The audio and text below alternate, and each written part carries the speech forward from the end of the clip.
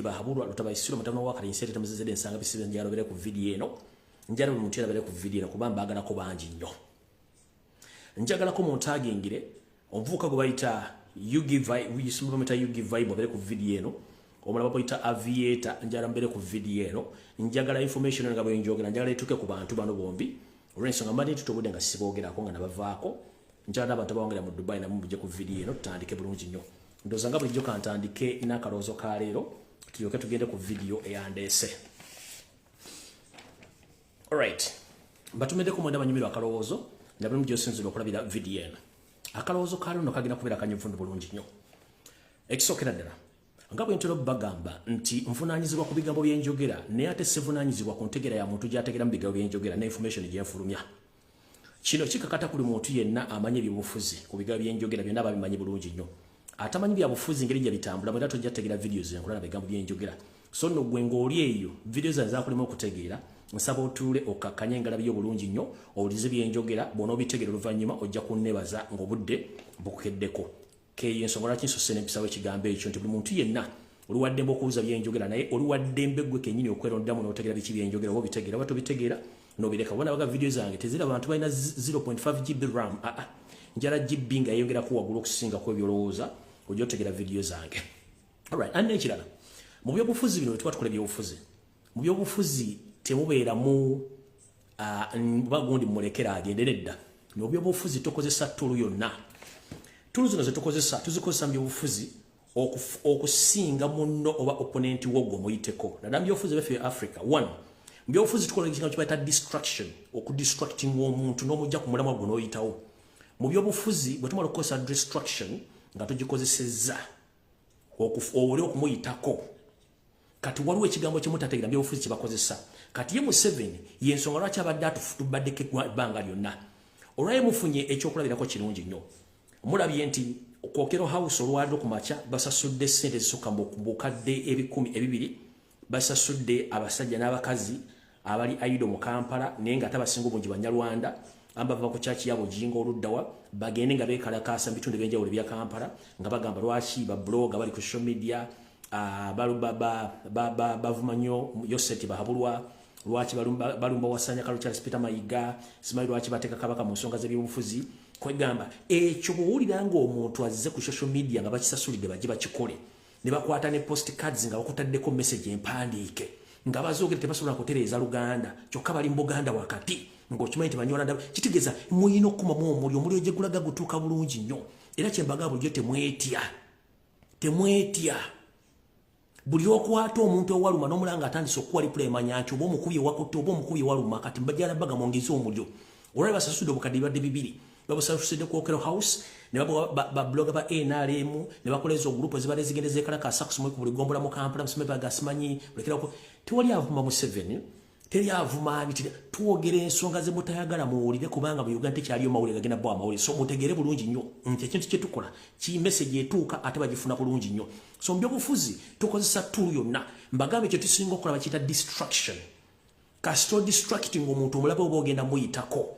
The moment you distract your enemy mu politics wa Uganda munno oba omuleseewo kati njala balaga ye Museveni bw'amala okukozesa distraction ng'amaze oba distracting aye n'aleeta diversion kati waleeta diversion gwe nolowooza nti byonna bye baleese bituufu mu diversion ziriwa ebintu bibazze bakola nga bavuma Robert Kyagulanyi Ssentamu bamuwaayiriza mukolako ebintu byonna ebikyamu ne tuva ebintu birwanyisa ekyo tuyita defending naye Museveni aba ayagala kukola kye tuyita distraction ne diversion aleeta ebintu ebitali mu nnomo sense z'abantu nembidibayitingako nembeera ku ebyo nembeerako nga biremye okutegeera ne mugamba neki ono omuntu gwe bakozesezza ekintu kino ategeera ekyokulabirako.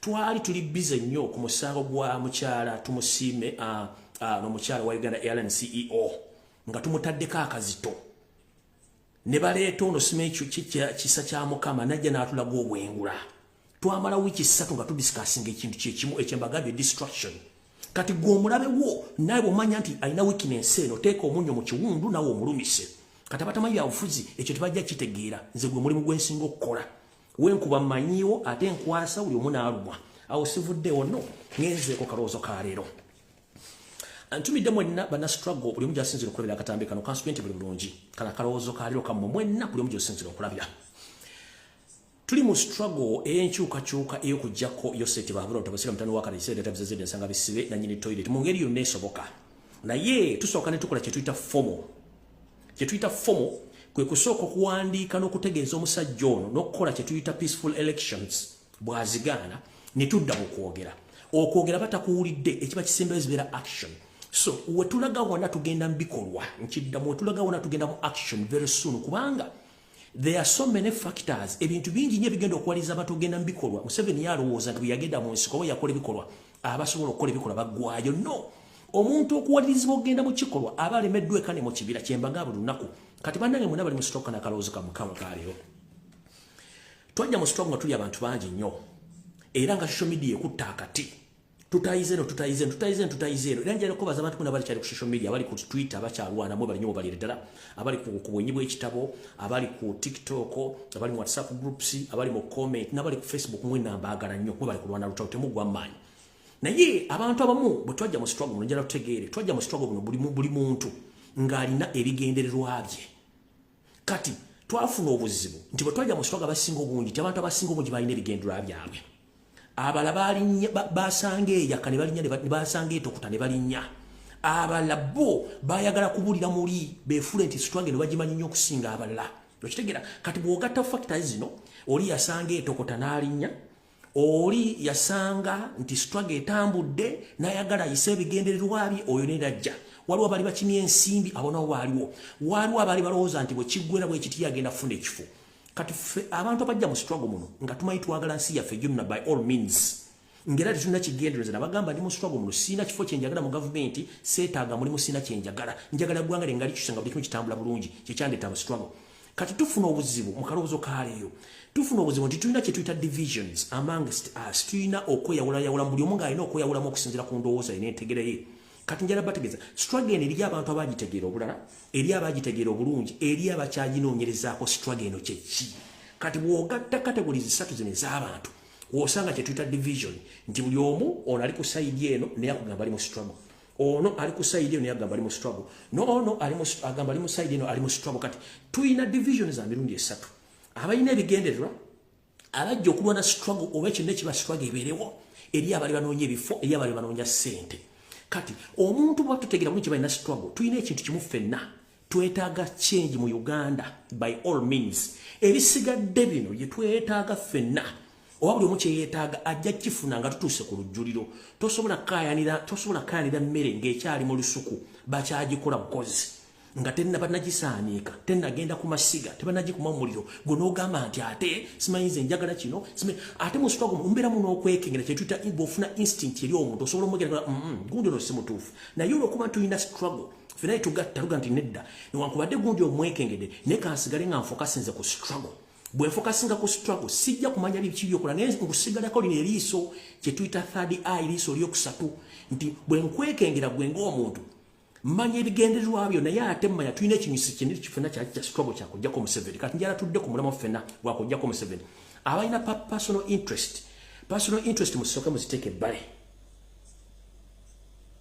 abaagala ifo musooke mubiteeke ebbale abali banoonya okubulya mu struggle mwene bye mwali munoonyina musooke muteeke ebintu ebbale tusooke tujjawo omusajja ntuleko tukwate ekintu tukigu buli omu aleetere interest ze at last kekaloozo ke mbagamba nti tusooke tujje enjawukana olw'ebintu bye twali tulowooza okufunamu tusooke tubiteeke ebbali tusooke tukwate omuti guno tugujje mu kubo kubanga omuti kyekizibu kyaffe bwe tunaatuuka eri awo buli omujja kuleeta personal interest zo ozanja ku mmeeza tujja zitegeera bulungi era buli omu afune kyalina okufuna naye kati ffe abajja mu struggle nga sina kyennakima najja kukyusa ggwanga lyange kyensinga okwagala ebisigadde byonna saagala kumanya mu kalowoozo ka leero era nkafundikidde ngenze ku kiggula luggi alright mu kiggula luggi kya leero mbatumiddeko mwenna abanyumirwa akanyumiro ak'ekiggula luggi kansule nti muli bulungi nange ndi bulungi ekiggula luggi kyayo kigenda kubeera kyannakumu ngera kigenda eri mwenna bazadde n'abaana ab'obuwala n'abaana b'obulenzi abali mu mbeera etawoomesa ddakalo bubulu tukimanyi nti embeera y'ebyenfuna mu Uganda mbi nnyo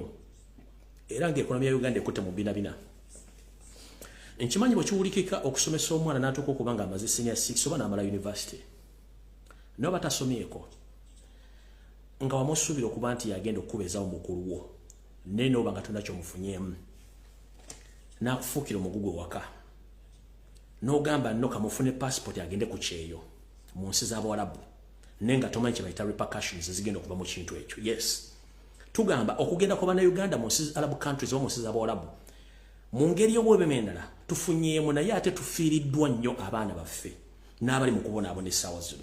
Kati mu kigulalogi kya leero we wava akanyumira akagamba nti bakutangira mpiira ojja ozunga na muliro. Kivunulwa nti bakutangira mpiira ojja ozunga na muliro. Batutangira mpiira wali abajja bazunga n'omuliro. Ekivunulwa nti tugezaako nnyo okuyisa eddoboozi eryawamu okulemesa bannyinaffe ne baganda baffe abagenda mu nsi z'Abawarabu okubonaabonerayo. Naye ate ekintu kye tukola tugenda okulaba nga ate ku kisaawe Entebbe era abantu be bamu be tutangira obutagenda okubonaabona ate nga bali nnyonyi nga basanyufu nnyo nga bajja. Kati simanyi wampereza voice note ng'omwana ali Saudi Arabia ali mu kubonaabona, simanyi mukama wa mukutte amukuba emiggo amutulugunya tamukiza kwogera n'abantu talya mmere ayonsa embwa simanyi akamente akamapusi yaliisa ebyennyanja yabiyimbira nga tebinneebaka. Nfuna obuzibu mu mutima nga nziyandize n'enkola video n'entaasa abaana bano. Kyekugambye nti tubatangira mpiira mujja muzunga na muliro. Tugezaako okulaba ennyo tukayanira abaana abali mu diaspora abaasiraanirayo mu nsi nga Dubai, Saudi Arabia, Qatar n'ensi endala. Naye ate kinnuma okubanga ku makya ngenda okubikula Facebook ng'ennyonyi zitiise ku kisaawe Entebbe bambadde buyijabu bwabwe n'obukaya bwabwe balina ne passport basanyufu nnyo bagenda kyokka ng'eri abali mu buzibu. Ekyo kinnuma nnyo kinkonfusinga omutwe. Kati bw'onsindikira video ng'omwana ali mu kaaba n'osindikira voice note bannange mutukonfusinga mutubaleemuko ku knowledge mutubaleemu ku magezi. Nze ensonga z'abaana bano ze nali nsinga ozizaagala kubanga ze nnumirwa nnyo ndiroyo abakazi nnumirwa nnyo abakazi kubanga mmanyi omukazi kiki ayitamu okufuuka omukazi ninafulumu tulemererwa. Tugamba nti bannaye muteke gavumenti ku ndinga baleme kubanga kampuni ezisindika abaana mu Dubai oba Saudi Arabia oba Oman oba Qatar kampuni za Yoseri ne famire ye. Naye oba okyali kuno nga baleeta abaana babayiwayo oba okyali kuno nga baleeta kati namwe bazadde mutusobedde mwagala tuyamba abaana tubayambi mutya nga namwe temwefudde kuganda abaana mugenda mu nsi zino.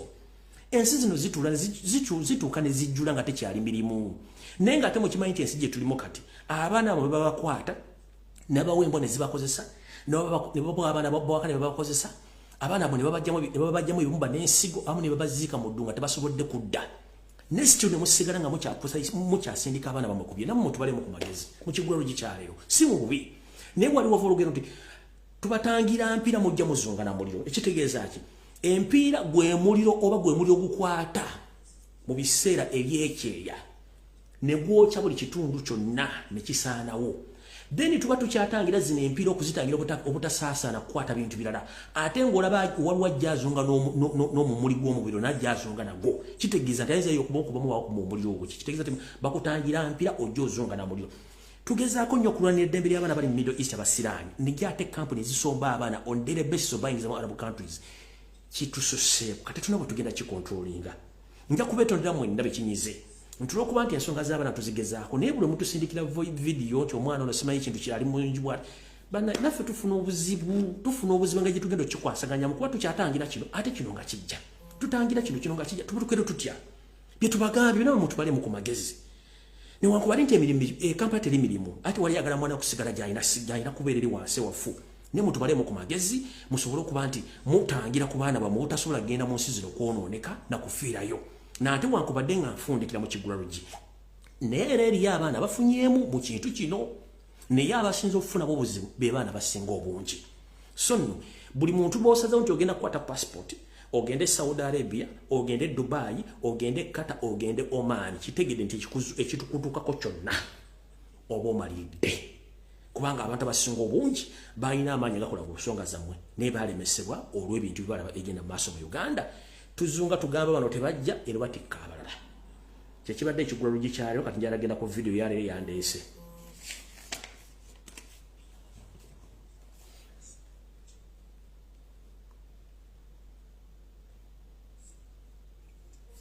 Era nga mbatumiddeko mwenna abanyumirwa akanyumiro k'ekigulalogi buli wonna woba osinzidde mu nsi yonna.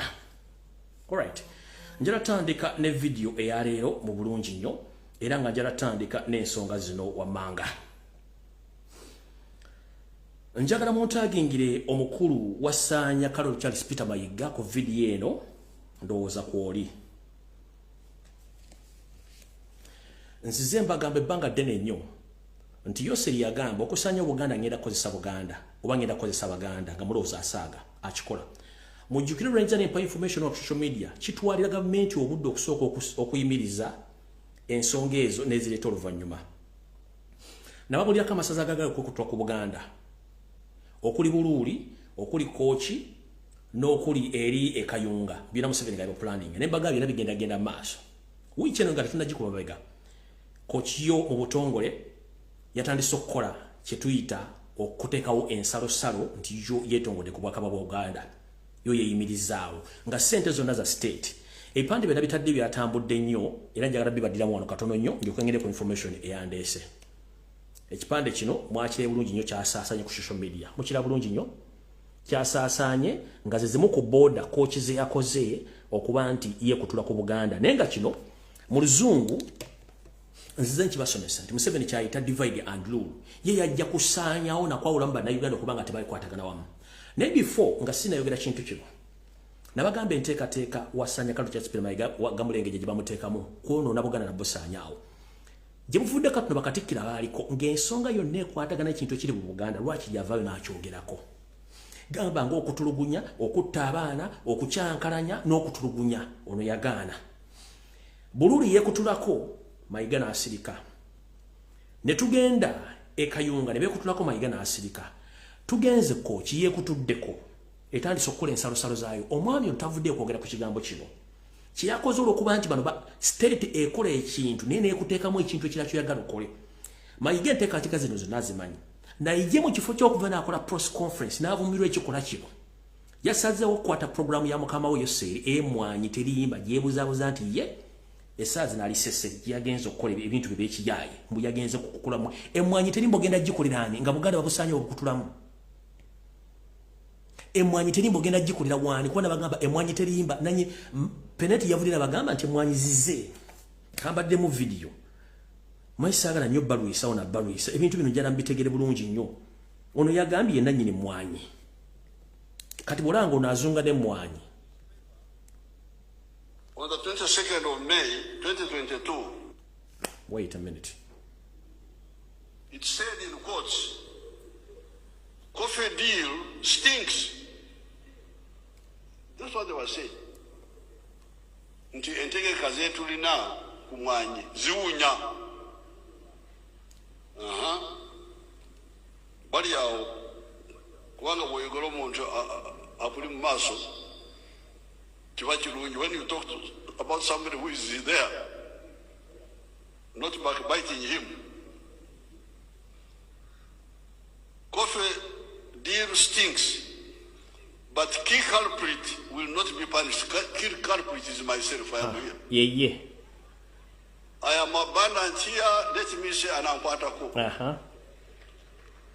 I am the promoter of the tea, of the coffee value addition.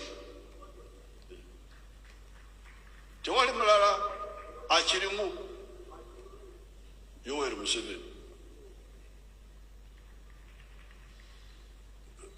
Amanya ga Yoweri Museveni mugamanya amara ebyo katubireki tulina abagenyi wano. Nakugamba nti yenna nnyine mwanyi era ya promoting emwanyi. Kati ono kiyakola kye tuyita black folding n'ateekawo branch eyo gye bayita emwanyi terimba kati ya promoting emwanyi mu Buganda. Naye nga azipromotingira Yoseri tibahabula otabasira mutani wa Karekezi Buganda erina ekyuma ky'emwanyi oba Buganda erina ekyuma ky'emwanyi oba erina akatale k'emwanyi. Buganda erina store y'emwanyi Abaganda batunda emwanyi teriiwo kubanga obutale bwonna Museveni abujja. Ono promoting emwanyi azipromotinga ku ddiru ki? Obuganda buli mu kusaanawo bali batemyeko dda Kochi. Ye bwalabye nga bitambula ku social media kiyakoze kukwata programu ye n'emmotoka ye ne konvu ye n'agenda okutandika okulambula emwanyi esese kubanga akimanyi nti bulungi bakola divide and rule.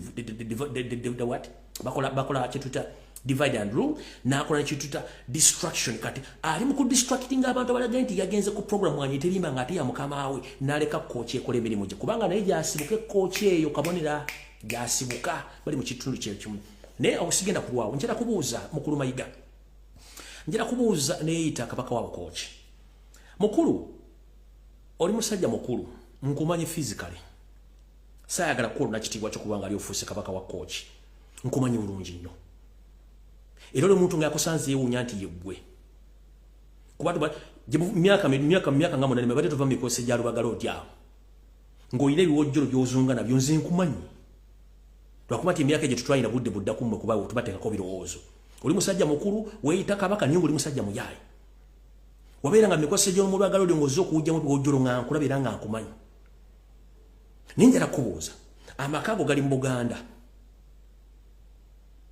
ne bizinesi zo zikolera mu Buganda bw'okola n'ogaa nti kooki ogikutudde ku Buganda gwe nga amaka ago gali mu Buganda era nga ne bakazi bali mu Buganda ekooki mulina olulimi lwetongodde oba ekooki mulina kisawo kyonyinyi mulina ki njala kubuuza singa enkyakikira gavumenti ng'ekyuse Buganda ega ntudda mu federal system buli mbuzi edde ku nkondo yaayo ekooki mulinayo ki ng'okusala okuva ekooki okuyingira Buganda weetaaga visa nga ne byonna osobola obisasulira omusolo babakozesa okwawulamu ensi temutegeera Museveni kiyasanga okyo n'ayagala kisumulula n'endagaano ezaakolebwa singa Buganda enekera ku makya nefuna autonomous oba etwaze bwayo kooki mulina ki enyumba gyonna mu Buganda ogenda gisitula giseno giteeke kooki oba kooki mugenda kukolayo ki balina kubakozesa Museveni yasanga oli kibutunga kyekutte naye bataddemu ebintu by'ekisiru mumufunye autonomous obwakabaka bwetongodde ku ki mulina olulimi lumwogera bakooki mulina amanya ge mwetuuma bakooki mulina ekisawo ky'ennyonyi mulina paliamenti mulina olukiiko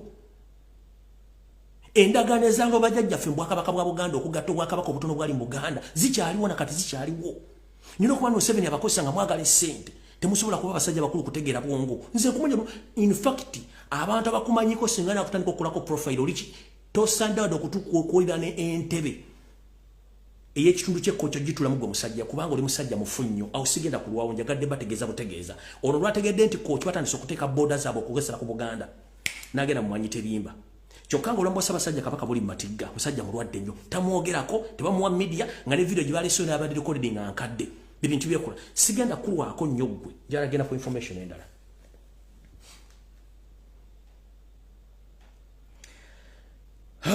alright kati ndowooza njala tandika nakano akantu ndowooza muteredde bulungi alright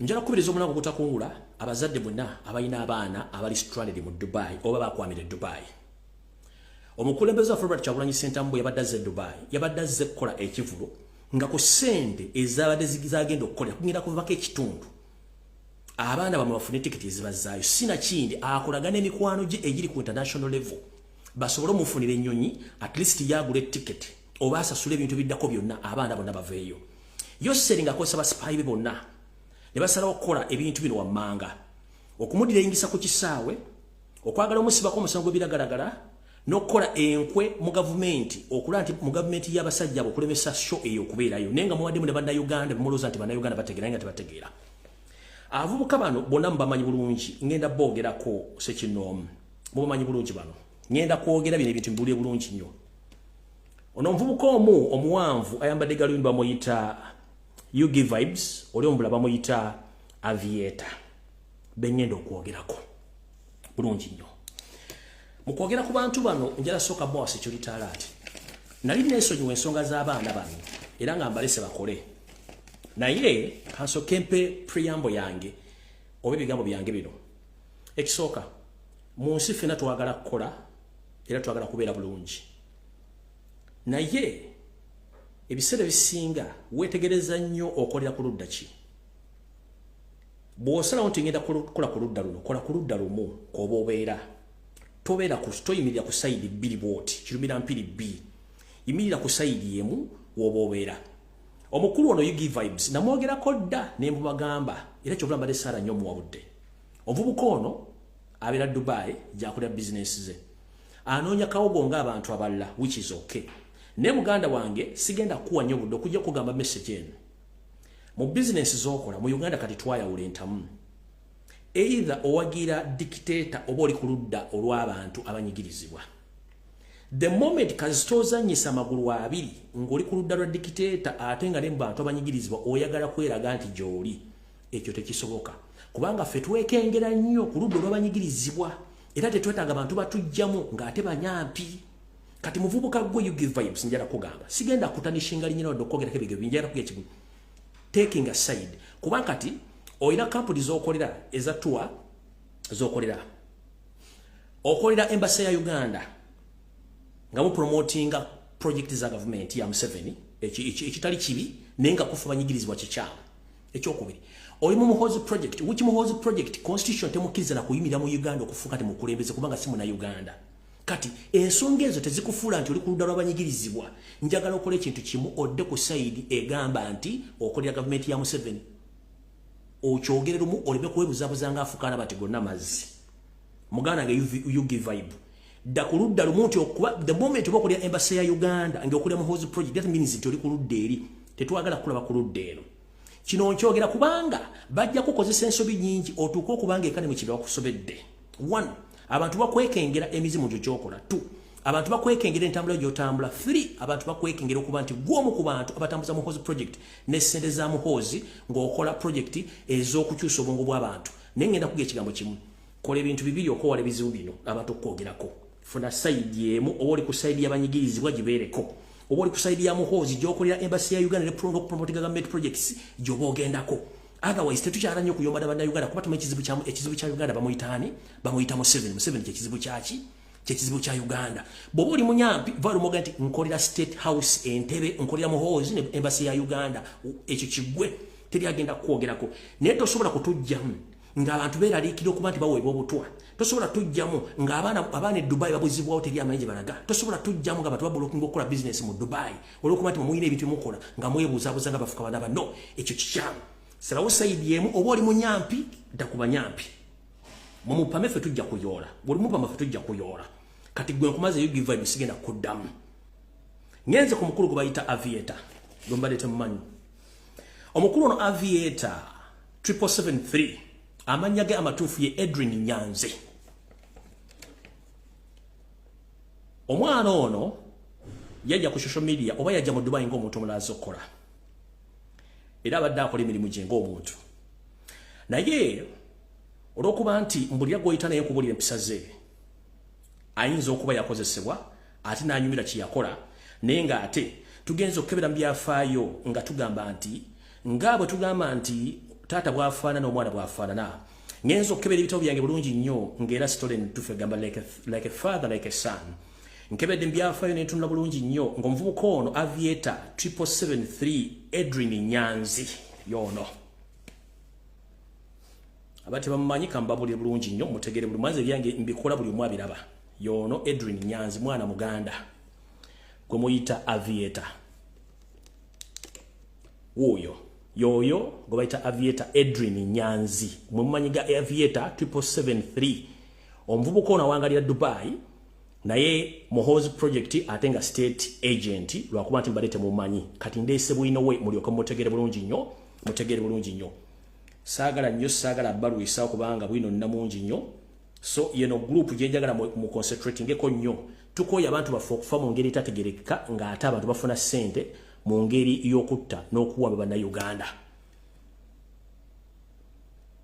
jarabbo ebifana byabwe kati mukulu Edwin Nyanzi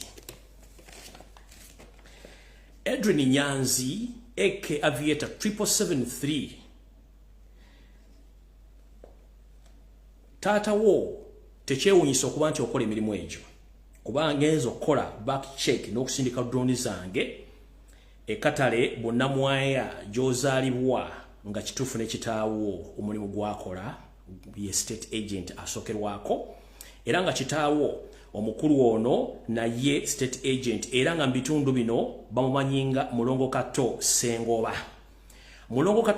naye state agent era ng'ono y'omu ku basporters abasportinga abaana abatayagala nkyukakyuka n'abantu abalina akasente nga akolaga ne poliisi okuwamba n'okukwata abaana ne bakwata aida ndi sodale n'ekireerese mu bitundu by'ekatale busaawula era nga akolaga ne poliisi mu kikwekwete ekimu bayinza okukwatamu abantu nga 50 bakiraana ne kikomekereza nga abaana bano babatutte ku poliisi ng'omukulu ono yeefudde nti ye tabimanyiko so nga ate supporter mulungi wa government state agent era nga bagenda okukola kyetuyita okunoonyereza ku baana bakwatiddwa buli omu bakujjako atuwa emitwalo 5 ku 10 so nno omwana ono Edwin Nyanzi gomanyinga aviator 773 omwana ne kitawo mulimu gwakola state agent nga akolera mu kitundu kye Busawula Katale era ndoza ne kifana jala kibalaga wano bulungi nnyo mayinzi byange mbikola ko back check bulungi nnyo kitawo omwana ono yono wano mutegere bulungi nnyo tata we yono bulungi nnyo nkimanyi mujjaji musharingira bulungi agitegere yo kitawo omwana ono bamuyita omulongo Kato Sengoba omulongo Kato Sengoba ono ekitawa Edward Edrin Nyanzi aviator 773 yoyo kitawe ngera muba wabifana bulungi nnyo mutegere yoyo kitawa Edrin Nyanzi AK aviator 773 yoyo kitawe na state agent mukozi Mbega abegera police mbitundu bye Busawula Katale jabera era n'omwana ojiba muzaala ndozo na yenyina omaife tubibaleta byo tubibateekawo oyo ndoza yenyina omula bulungi nnyo ya omaife buli muntu yena state agent ka stokole ensobi tujja kumulisa tujja kusumula buli jola bayo ndajobera tujja kumulisa oyo ekitawa aviator 773 Edrin Nyanzi mugomuita aviator oyo ekitawe ndozo neera yenyina nchawo bwino kubanze ndaze na mungi nnyo mwe kuba kungulu nze nkubira ddala nyondo kuttira ddala yono kitawe bulijjo mwebuuza yafuuka ddi omukyotala b'omuzungu yoyo kitawe ke kakala mukala bulungi nnyo yoyo kitawe mumuweereze bulungi nnyo mutegedde bulungi nnyo yoyo kitawe muyita omulongo ye kitawe amannya ge ye mulongo Kato Sengoba ngono babeera Katale Busawula mutegedde bulungi so omulimu gwa kitawe mugutegedde bulungi kitawe state agent ngakolaga ne police mu bitundu bye Katale Busawula ngono yakulembera omulamu gwo sporting no kwata abaana mu bitundu ebyo omukulu ono aviator akola omulimu guno ngakola no mvuka ngo bagambye you give vibe atenga n'emirimu birajakola tegitegereka olw'ensonga nti abira mu Dubai n'emirimu gye bakola tegitegereka era nga n'ensimbi ennaku zino zaafuna tezitegerekeka omukulu ono ne kitamu mulimu gwakola njagala bagamba nti omukulu ono akola kye tuyita operations nga akolera state police mu bitundu bye Bukwenda Bonnamwaya Katale Busawula era nga family yaabwe muyinza okuba temugimanyi kandi baviire ku ntono mugitegere bulungi nnyo mayinza omulimu gwange okola nengutuusa bulungi nnyo tukoyeba sport state agents abatwerimbise mbokka omukulu ono kinajjukira nti mukwata abaana tayira yamukola ki amukwatira nsawo bamuzaala ku mukaaga esseguku ono taata wa Edrin bamuzaala ku mukaaga esseguku ng'olembalemba otuuke ewajjuze mayanja kamiliyoni bamuzaala ku mukaaga esseguku emirimu gye gyonna agikoleramu ng'ono tula okutuuka omuyimbi Jose kamiliyoni bamuzaala ono nno era bwe tunoonyereza mu famire ye oluntu olwo olweruyeru era omusajja ono ye muganda wa Kaliika Namagoya oba Namagoye ayimba ennyimba za Kafeero mumanyi bulungi nnyo era ono Kaliika Namagoye ayimba ennyimba za Kafeero abeera taata wa aviator 773 oba Edrin Nyanzi era ono ayina muganda waabwe muganda wono mukulu Kato Saalongo ayina muganda we omulala gwe bayita Waswa kubanga ono ye Kato ayina muganda bamuyita Waswa so bano nno bijje emirimu gye bakola nti bo emirimu gya sportinga temwewunya nnyo nga n'omwana emirimu gino abadde agikola kubanga bagamba nti mwana mugimu ava ku ngozi ozo mukitegedde bulungi nnyo saagala saategedde saawulidde mutegedde bulungi nnyo mwana mugimu ava ku ngozi mutegedde family bulungi nga bwetegeera bulungi bwefaanana so temuddamu kuwa bantu abo platform buli omu munjagala mbeere mukole ekintu kimu bw'oba oli ku ludda oluvuganya beera ku ludda oluvuganya bw'oba oli ku ludda olunyigiriza beera ku ludda olunyigiriza naye tusanga obuzibu nti eri abantu ababawa trust ate ne babalamu ebituli bingi nnyo nuza mutegedde bulungi nnyo information ngibawadde obwedda bala bagikubako sayidi ne sayidi mbaleetedde bulungi information y'omuvubuka oyo amanya mbaleete mugamanyi ye Edrin Nyanzi gomuyita AK aviator 773 state agent nga besinga mu Dubai disente bafuna sente mpya n'enkadde ne bonoonyeza omulimu gwakola tosobola gutegeera n'omulimu kwano gwe you give vibe kati oli omulala gw'omwalabyeko omuvubuka oyo nkyamukolako okunoonyereza naye nga okusinzira ku ddooni zange omuvubuka oyo wandibanga bamuteeka mu kitu nga tannakitegeera bulungi nnyo so saagala mu concentratekeko musooke muteeka ebbali mu concentrate oba n'oludda bali confirmed na information gye tulina oli omulala sima bamuyitaani musooke muleke oyo kajja musooke muleke bulungi nnyo tukyamukolako tukyamunoonyerezaako bulungi ono tusoke tumukoleki tusoke bana babiri bano you give vibe no Edwin Nyanzi AK Aviator 773 completely totally also by state agent omulimu gwa tata we mugutegedde bulungi nnyo tata we state agent era nenga asportinga bana mu bitula bya katale butawula era akola ne police bulungi nnyo nza mutegedde bulungi nnyo era yote mumanya jaje badde bamuzaala mutegedde bulungi nnyo Edwin ono Nyanzi bamuzaala katale busawula mbagambe kitayimire mujjo okukwata n'okuwamba baana agikolera mu bitundu bye basomedde bulungi nnyo nza mugitegedde bulungi nnyo saagala saategedde saawulidde agikolera katale busawula wepo n'agenda n'ebitundu ebirala gyakolera emirimu gye egy'okuwamba abaana mwe bafuna ensimbi ezigulya amagala eddiba kati weewunya omwana okuba nga akola emirimu egyo eyo na bukwenda ne bonna mwaya ndoza mutegedde bulungi nnyo saagala saategedde yoyo mvubuka naye oli mbagaye bana babiri bano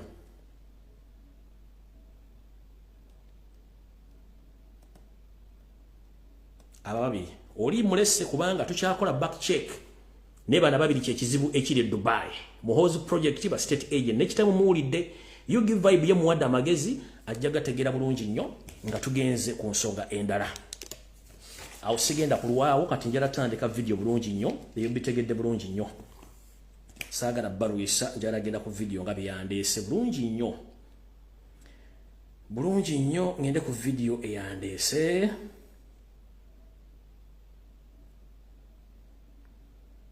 alright nabagamba nti Museveni Yoseri tibahabula tabasere mutano wa karekezi buli kintu kyonna agenda kifuula nga kyamagye na police batta musajja mukulu Medi Kagwa owa Uganda Human Rights Commission era nga bamuwa butwa system gye bamuwerawo mutomo agitenda gibanyonyola bulungi nti Medi Kagwa yalina driver we era kino kigende buli muntu yenna ng'oli prominent mu Uganda ng'oli mu department ya government ennene.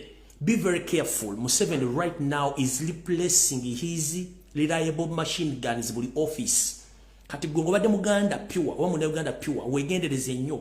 Jolya, jotamule josula ba driver bo. Medi Kagwa enfire wait. Medi Kagwa era mazo kola kye tuyita okunoonyereza n'okukola file giragenda tola mu Human Rights mu International Human Rights Commission mu nsi yonna. Aji explaining ajibulire ensi yonna nti Uganda Museveni yakyasinza okutulugunya n'okuwamba abantu. Wali wabalina ku ntono nnyo omusajja nali nnyonyi omwami ne bamu obutona afira mu motoka ye driver yayina omuvuga quality ya reportinga kumbe driver yamanya kulukwe ngemotoka bagitaddemu obutwa omusajja bwe yajja ina akwate motoka ye n'ajevugira yatambula konza kilometers zali ntono nnyo n'akutukira mu motoka nga maze okunywa obutwa n'afa kati Museveni azze akyusa bakulembeze mu Uganda Human Rights Commission era muno muyatiramu n'omusajja yagamba nti tuwayiriza government okuba nti ewamba etta abantu kati yayagala nnyo abantu ababeera mu funga basobola okukola ki okudefendinga points ze n'okudefendinga abantu be kati wetwogera olwaliro yalidde omukulu ali ku record nti yali wa poliisi y'omu ku bantu abali wawamba abantu ng'ayogera ebintu ebifu mu community nga bawa information enfu ono n'afukako MP n'afukako MP era n'ayisa amabago agali against human rights kubanga Uganda bajjawo gundi age limit ne bajjawo term limit ekyo nakyali kiraga nti tali qualified kubeera mu office eyo onakumba mukwata katambi ngali mu kuwoninga omu ku bantu abali ba campaigningira opponent we nengo omuntu kubatadde mu kifo ekyo tali supposed kukibeera mu rensonga qualification zalina tezimukiriza kubeera mu rensonga nti azalinyire eddembe ly'obuntu kati yono musajja go balonze ngo mukuba commissioner aba Human Rights Commission mu Uganda ulirize bigawo bino mwabulidde ddala njagala bigende ku information gye bawadde te Museveni azze atabana Uganda bannakabala n'ateeka emisegeje mu commission mu bitundu byonna byabayagala mukawulize buli kadakika ntono nnyo ndekengede ku kantu akala Sonko assalamu alaykum wa rahmatullahi wa barakatuh. Wa alaykum assalam wa rahmatullahi wa barakatuh. Lampita simewo nsubuga. Esebo bonalemo. Mpuna report okuva mu constituency. Esebo. Nti otandika okubira abawagizi bange ne ba coordinator bange. Esebo. Nti muwumuza abaagala. Esebo. Naye kusaba busayi muganda wange. Esebo bonalemo. Okyayina abaana bato oyina family. Esebo. Bwoba oyagala obulamu n'ensonyiwa kiri nkuganze nkugambye byange tebiriko nti natumye. Esebo. Oba oyagala okubeera omulamu. Esebo bonalemo. N'okukuza abaana bo. Esebo. Oba ku muntu gwe bayita Simewo Nsubuga. Tugamba nti sikugambye bino babiyita kufa na kuwona. Esebo bonalemo. Nkubulidde emisana ng'enseeraba. Owulira? Essebo owulira. Ndoza owulire. Oye commissioner yomu ku commissioner bali ku Uganda Human Rights Commission gwe balonze. Bwaba kugambye nti va ku muntu gwe bayita Simeon Nsubuga. Ng'oyagala okuza abaana bo, ng'okyagala olye ssente zikunyumire obeere mu nsi ekunyumire, va ku Nsubuga kubanga nze kennyini ayogera nze nja okwekolerako. Omusuubidde nti ono agenda kukola ki ku bikolwa bya Museveni by'okuwaba n'okutta bannayuganda, agenda kubakolera ki kubanga already agambye ye nga ye asobola okwekolera ekintu ky'ayagala. Eddoboozi ndibaddiremu ye commissioner kati Museveni buli kifo agitaddemu omuntu asobola omukolera emirimu nga taswala. Mbuliddemu muliwuli ye commissioner wa human rights omu ku ba commissioners ze balonze. Wulira. Sonko, assalamu alaikum wa rahmatullahi wa barakatuh. Wa alaikum assalam wa rahmatullahi wa barakatuh. Lampita Simeon Nsubuga. Essebo bonalemo. Mpuna report okuva mu constituency. Essebo. Nti otandika okubira abawagizi bange ne ba coordinator bange. Essebo. Nti muwumuza abaagala. Essebo. Naye nkusaba busabe muganda wange. Essebo bonalemo. Okyalina abaana bato, oyina family. Essebo. Bw'oba oyagala obulamu n'ensonyiwa kiri nze nkugambye byange tebiriko nti natumye. Essebo. Oba oyagala okubeera omulamu. Essebo bonalemo. N'okukuza abaana bo. Essebo. Uva ku muntu gwe bayita Simeon Nsubuga. Tugamba nti sikugambye bino babiyita kufa na kuwona. Essebo bonalemo. Nkubulidde emisana ng'enseeraba. Owulira? Essebo bonalemo. Oyo gwe bayita commissioner wa Uganda Human Rights Commission Simeon Nsubuga. Ye mu kutiisatiisa tena mukwatako. Awo nvuddewo kati video entuufu etandise. Era kanziremu mbalamuse. Mbalamusizzaako banjabani bassebo abalangira n'abambejje basava ne bannava kansi kuli bulungi mugiberako gye mutuusaako nga olunaku lwa 3 naku zomwe ziri 12 mwezi ogw'Ekkumi mwaka 2022. Kyekindese mbawa information nga ntandikirawo butereevu kuba kati katandise kavudde ku kwanjula. Eri mbadde nkyali mu kwanjula. Kati katandise. Nga bwe nze mbagamba nti Uganda abasajja bagyeguza nga temumanyi mukyali mutulo naye kansubire nti ebiwo bimunaakubanga ensi bamaze gitwala bijja kuba byenkanankana naffe bye tubadde tubagamba ebbanga lyonna. Bwe tujja ku social media kuno ne twogera bambalowooza nti tetulina bya kukola era emitwe gyaffe tegikola bulungi naye bimala batuukako ne mulyoka mutegeera nti ensi nga bw'eri si bw'eri. We twogerera essaawa zino ensi ekutte mu mbinabina ebintu bya bbeeyi ebyokulya bifuuse byakulya nga kati n'ayagala kiro y'akawunga oba tolina 13 tosobola gigula. Economy efuuse economy ng'emisinde egy'edduka gikirako ejja fuso oba yifa ng'etwala abasirikale mu ddwaniro nga we twogerera kati nabagamba dda nti ensi n'abasajja bagyeguza era bagigabana. Waliwo ekitundu waliwo eggwanga eriri mu Uganda libayita ery'Abakiga abali embiseemu bangi nnyo nti Bakiga naye nga njala bategeeza nti mu lutalo olwaliyo Yoseri bahabula otabasira mutano wakale ensera tamizizede sanga bisibe nanyini toilet lwalimu abavugirizi b'ensimbi bangi nnyo ngera muno mwe mwali abeeyita Bakiga naye nga ate basajja Banyarwanda abavugirira olutalo luno nga mwe muli amaama mbabazi n'abantu abalala. Era bulijjo mbagamba nti mwegendereze nnyo omusajja ono eyeetunuzanga omutamazi w'amaama mbabazi kumbe musajja mafia mukulu mu ggwanga era ng'ensi mumanyi. Ono yenfula nti bali kumbali nyine Museveni nga ate omusajja ono ate nga y'omu ku bawagira Museveni era y'omu ku bantu abalina emikono gyassibwako ku bintu bya Museveni byonna. Amaama bazo ananjukira ku mivuyo ettaka ly'ettemangalo ne NSSF okubba ensimbi zonna zimalamu. Njala bagamba ekyama kiri nti speedi nga bw'edduka n'ekonomi bw'egwa.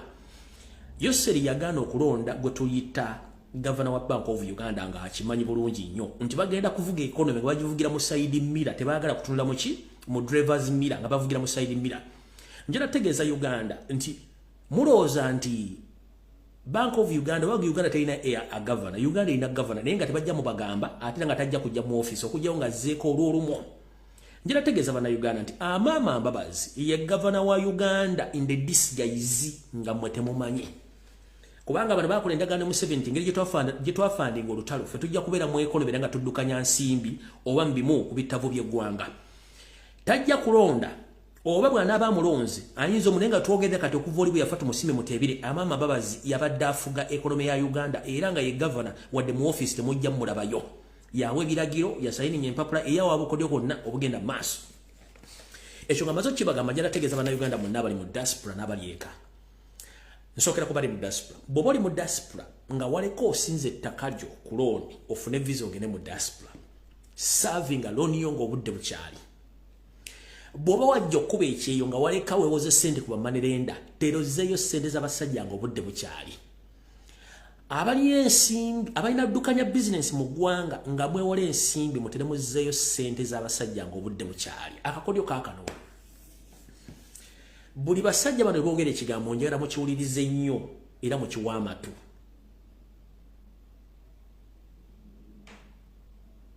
ekigenda okumala eggobe mu kibya ye muntu ayitibwa munnayuganda nakabala naye ng'ate muganda nga togenda kusigaza nnyumba togenda sigaza ttaka togenda kusobola kusomesa baana bo ojja ttuuka nga n'ekiguli amagala eddiba tosobola kifuna banka zonna ezze ziggalwa ziggadde n'ekigendererwa nti mubaddemu abantu abayowola ebyapa babiri bitwalibwa na buli kimu nekigenda mu banka kati Bank of Uganda wiiki eno kennyini yagambye nti twongezza interest rate ku loan ekivunulwa nti Bank of Uganda ensimbi zonna kwe bagenda okugyewolirako yazongezza kati eri ku bitundu 10 ku buli 100 ku buli 100 kyolina okuzza mu Bank of Uganda olina okutwalamu interest ya siringisi 10 twali tulibusa banka zino ez'obusuubuzi tuyita commercial banks nazo ne ziteeka ebiwandiiko namuteeka ku mitimbagana gyabwe ejja website ku Facebook wepo ne ku wankaaki wa banka ezo ng'oyingira nga bakugamba n'okutandika ennaku z'omwezi 9 oba ennaku z'omwezi 10 nti banka zino okusinziira ku kiragiro Bank of Uganda kyeyawadde ensimbi zonna ezeewolebwa oba nkadde oba mpya tuzongezzaamu ebisale okuva ku bibadde bimanyiddwa okutuuka ku bisale 19 oba 25 ku buli 100 banka ez'obusuubuzi kati zikyajinga okuva ku bitundu 19 oba 25 ku buli 100 ekivunulwa nti kino baakikoze nga baakitadde jjeno njagala munnamateeka yenna oba banka manager yenna muveeyo munnonyole bannayuganda batasobola kumanya nsonga zino kawaayiro kimwe mwasinzidde Bank of Uganda okumala okulinnyisa nti tutte ku 10%. Mwene muve ne muyisa ekiragiro ekigamba nti mwongedde bitundu 19 ku buli 100 oba bitundu 25 ku buli 100 ku looni empya n'enkadde.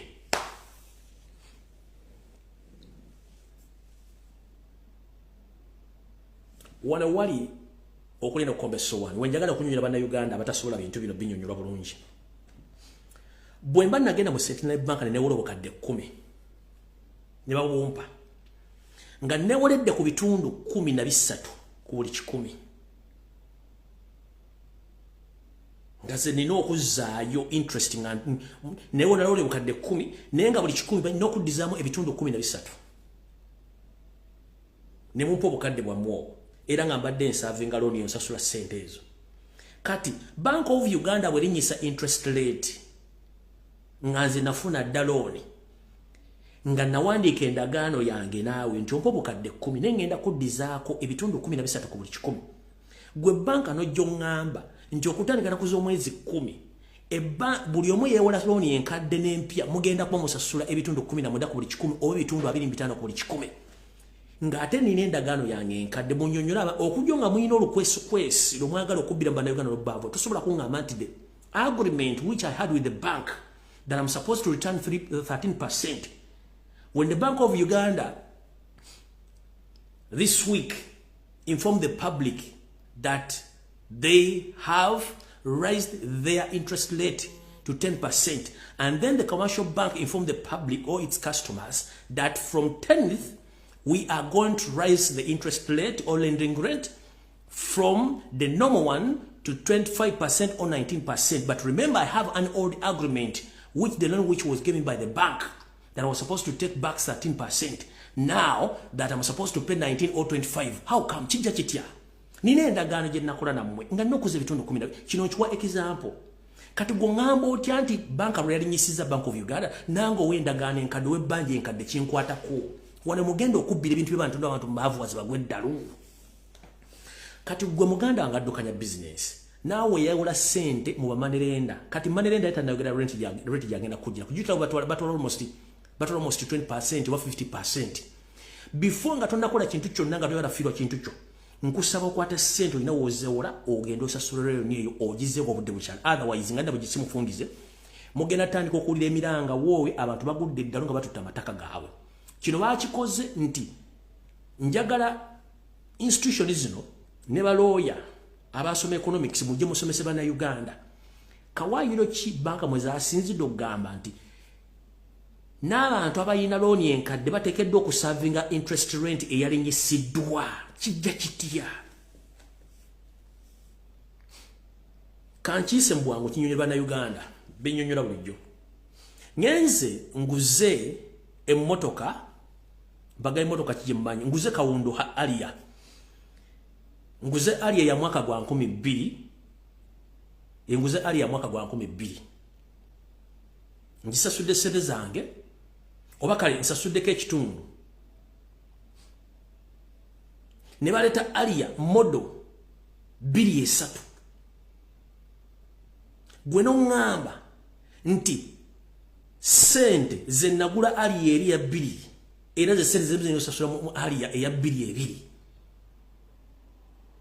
goloza mba ntegera bulungi oba gwe bajinguza obotegera bulungi kiba enjawulo eryoddawo kyenjagala bane banks mujje mutegeze bana Uganda bino mwabikoze ekisoko bana Uganda tebamanyi luzungu abasinga obungi kati fa basobola okunyonyola oluzungu tulutegeera kyenjagadde ntegeze bana Uganda kyekindeeta wano tosobola kumpa looni nga mazina egisavinga emyezi 6 sente kwolebwa Bank of Uganda nezikyusa kati nanga ina looni enkade n'oŋŋamba ngenda sasula ebitundu bankas byalinyisiza tekisoboka okujjo nga muyina akawairo ke mwaki abantu ke batategeera kati ngenda tegeza bana Uganda mwenna muzze sereza abasajja nga obudde bukyali bwe mutazizaayo mugenda tunda ebizimbe byammwe na buli kimu kigenda kuggalwawo era bagenda bavuwaza nga mulaba kuba ekintu akirimu muyita mama mbabazi Bank of Uganda Museveni yagirimu ne family ye zino commercial banks zonna baziwamba ne sente na jumwani wesiga ne bagitwala dda tekyali ya church wadde mulaba ku Central Bank muri mbanyampi beerere ekiri ku mobile money atekiso kisa kinegula video nazitaddeyo nze baga kujja sereza mu mobile money muganya okulya mu banka ne baga mu Yoseri muganya okulya kati nakine ekyalo ne kibanyonyode bulungi kibategezeza nti nayina looni enkadde kijja kwetaagisa okusasula interest rate gye balinyisizza nti weolya ku bitundu 13 kati yagenze ku bitundu 25 ku buli 10 nawe olina okusasula sente ezo ne weewunye endagaano gye wakola mu kusooka yali esoma kirala waki bakugambye nti olina okusasula sente ziri empya eziriwo gula amaaso tegende bana basajja babbi okujjo nga bazine bakibanyonnyola ne mukitegeera bulungi ne bate bakinyonnyodde kitegeeza mugenda kusigala nga mubba abantu okubaavuwaza omanyi mwebuzaabuza nga abafuka banaaba ekintu kiri nti endagaano enkadde yonna tekyusibwa esigala ndagaano nkadde lwaki mukyusa endagaano enkadde mugiteeka ku ndagaano empya nga ne mu Bibuliya tulina ekitabo ekikadde ne tuba tulina endagaano enkadde ya Bayibuli n'endagaano empya ya Bayibuli kati mumudidde endagaano enkadde ne mugiteekako endagaano empya kati byonna tuteekamu akatogo tubeere omuno ekyo kikyamu nnyo so nno kyembagambye buli omu yeebereremu ku nsonga za sente kuba kigenze kuli banka yonna alright ngenze bulungi nnyo ku nsonga endala yandeese nakino mukirindirire ng'enkuba okutandika omwaka ogujja mu lusomo lunaddako oba nga tetunnayingira mwaka gujja abazadde mwenna bannayuganda gye muli njagala bategeeza kino kiyinza okujja oba kiyimiriza Yoseri tibahabula tabasira mutano wakale kyensere tamizizine nsanga bisibe na nyini toilet takyalina ssente era abasomesa si basasule nabagamba amasomero mutwalo gumu 12 mu Buganda gali mu kutundibwa lwa mabanja gabalimi okusasula kati soko jukire nabagamba buli batunda amasomero mutwalo gumu 12 gali mu kutundibwa ku Nyondo nenge kigatundisiza ku Nyondo galemeddwa okusasula ensimbi ezaalo nizegewola okuzimba amasomero ago kati gali ku Nyondo naye ate bataddewo interest rate endala oba lending rate endala ku looni zezo kati bwabanga batunda amasomero mutwalo gumu 12 bagenda tunda amasomero agawere mitwale na mugirinde kijja kala usigenda kulwawo abazadde mwenna buli alina omwana nga osomera mu bonna bakone universal primary education kano kamwenda ko mukawudize olwokuba nti Yoseri talina nsimbi zigenda kuddukanya system eno temwewunya nga baleese ekiseeso mu parliament nti gavumenti tekyasobola kuweerera baana bano ku nsimbi ezo abazadde kijja beetaagisa mutandika okusobola ebitundu 4 ku buli 10 ku nsimbi eza school fees gavumenti mbu yesasula ebitundu 2 ku buli 10 ku bisale bya UPE oba sina kindi okuddiza obuvunaanyizibwa bwonna babuddiza abazadde ndi gavumenti eremeddwa tekyalina nsimbi zisobola kusasula basomesa kusasula basomesa nakuddukanya amasomero mu kirinde either bajja kiyimiriza oba kyogerako mu parliament oba kiteeka mu mawulire oba sina kindi okiisa mu underground nga muzadde atama mwana kusobaga nti you have to pay the full school fees because the government doesn't support this system anymore nkiddamu bwe nkyogerako bayinza obutakitete bolinga bayinza obutakyogera ko mawulire nebwo omuzadde anatala omwana okusomera ajja kugamba musomesa jagga nti omwana ono muzzeeyo lete school fees government ekyasobola kubasasulira the option bbiri zibayinza okikolako either kitera mu parliament kiteesaako nti bakijjeewo oba ogamba nti omuzadde sasula ebitundu 80 ku buli kiku mu UPE bonna bakone naye nga options zibera bbiri bayinza okireka ne batakyogerako n'otwala omwana okusomera bagamba nti ebyobwerere byaggwanga byaggwa emulago bayinza bakansooke nkujjukizemu katono kyebagenda okukola kyebakola ku ddwaliro ly'emulago edda twaga nti ayagala ebyobwerere genda emulago kati genda emulago n'obanga olina olubututumbudde nga bbalo ng'ogenda kwabika ofiira waawo ne mu ssomero kyebagenda obbakola bwe batakyogera emmawulo bakitebule bajja baga nti buli muzadde aleeta omwana agenda kati gavumenti ekyalina ssente omwana either musasule school fees oba muzzeeyo so nno mwenna abakyakoze eki abakyalisa ebijanjala empiso twabagamba nti simya bano abasajja yakuwavuwaza nakulemesa baana kusoma mu ggwanga Uganda ekyo ndoza mukitegedde bulungi nnyo era saagala mukirweko alright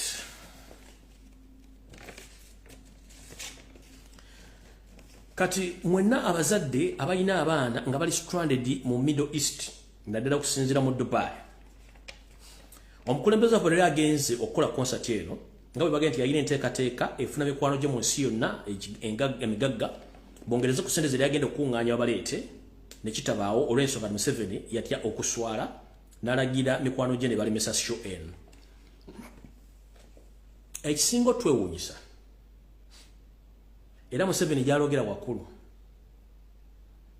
teri muzadde n'omu yavudde wadde okugamba kugenda ku parliament okwekalakaasa wadde okusinkana MP olamugaa nti omwana nga ali stranded e Dubai mwagala tugamba nammwe abaana amwe mwabavaamu ensi bakube oba bafiire e Dubai singa kyagule bamulemesezza enkeera lunaku mwali mulina okugenda okwekalakaasa nti lwaki omuntu yabadde atutte obusobozi okujja abaana baffe mu Dubai ate mwamulemesezza ne buli omu ali bw'atyo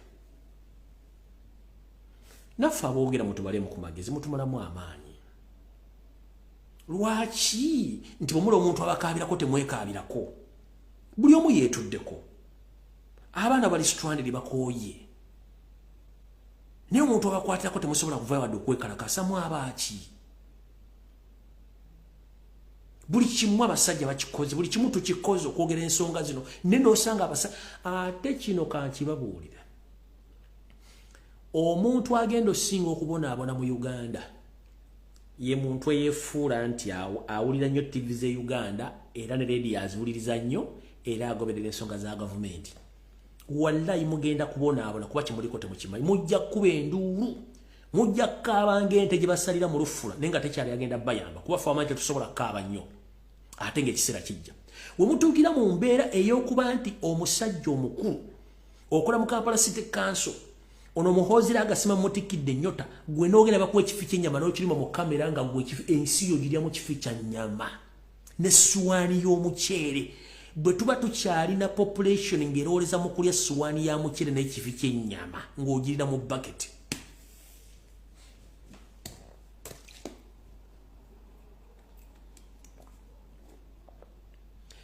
tujja kwogera n'enkuluku kuzisenguke naye nga tulina ekizibu ky'abantu abo oŋŋamba otya omusajja omukulu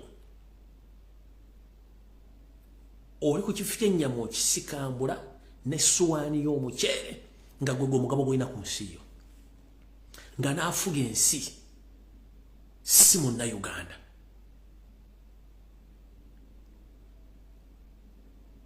bwe tuba tuli mu kiraasi essuwaani y'omuceere n'ekifi ky'ennyama nga gwe osimbye amannyo ku lw'ensi yo kati ffe tukole ki by the way eno message njagala egende ku bantu mwenna era njagala Robert Kyagulanyi Ssentamu ku obubaka buno bw'oba olowooza nti abagenda okuyamba okujja ku Museveni bannayuganda bali e Kampala ako kafu nkiddamu bw'oba olowooza nti abagenda okuyamba okujja ku Museveni Kampala we bali ako kafu abagenda okujja ku Museveni bali mu diaspora ntegeeza kasitobo ka boda ya Uganda be basobola bokka kubanga balina obulumi ku kibalabyeko bw'obeera mu Uganda ng'omuntu amanyi memole ye n'obwongo bwe nti Uganda bwe tulina okubeera, oyo toddamu kwogera naye. Bw'obeera mu Uganda n'omuntu ng'amanyi nti ekijja ku TV ya Uganda kyonna kituufu, tosobola kwogera n'emboozi zimba ggwanga. Bw'obeera n'omuntu nga ne waali kennyini enkuba etonnya nejja n'etwala ebintu bye naye ng'akyagira Museveni, oyo tomusuubira nti agenda kutegeera olwaleero. Abantu abasobola okulwana nga bwe tulwana essaawa zino bali mu diaspora abali e Kampala. Museveni yabakunamira kyekisooka, yabaloga kyekyokubiri, obwavu abatuuka mu mpataanya, ekyokusatu bayiika Windows amusole tusse. Teri muntu atamuddeko ne bw'aba agenze Rwanda asigaza memole ng'amanyi nti Uganda omukulembeze aliko ategeera. Teri muntu agenda Nairobi, Kenya, n'alaba Kenya weetuuse n'asigala ng'ayagala Museveni. Teri mwana ne wabanga yayiika Windows n'alinnya ennyonyi n'esukka e Nakiwogo ku Lido Beach n'egenda n'ajja n'agwa e Dubai n'agwa e Saudi Arabia n'agwa Oman n'agwa mu USA n'agwa e Bungereza n'asigala nga wagira gavumenti. Oyo abeera mbuzi mbula bw'oya batategeera. Kiba kitegeeza nti kino kikugambye olwaleero njagadde kubeera open. Robert Kyagulanyi Center bw'oba osuubira nti abantu abali mu Uganda bagenda okujjako Museveni, ng'omuntu wamusuwani y'omuceere n'ekifi ky'ennyama kimu n'akiruma n'amannyo bw'ati ng'ayiika yenna agamba ye ensi yeeweddeyo, nga bakuweredda mu baketi ebidoli abantu mwe bafuka gwe by'oliya byoga nti oliira bakuwadde ennyama. Ennyama gy'olya bagijja ku bakalamojja tewali nte gye baaguze. Ente z'abakalamojja zonna kale ze basaavinga mu barracks. Oli ku nnyama y'Abaganda bali mu kalamojja bali mu kufa, oli ku nnyama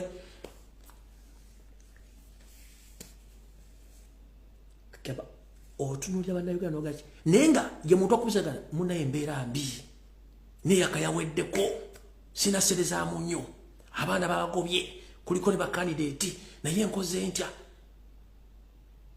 Bw'omugamba nti mukozeewo kyokukisega drone ziwamba abantu, feno tutya n'okwogera ku simu kukwatisa abantu nti batuketta. Such nonsense. Nzina ku WhatsApp ne batuketta temusharinga buvi temusharinga bugundi batunoonya ne weebuuza ensi eragaluddawa. Babatadde mu system balaga nti babalaba, tewali akulaba, teri akulaba.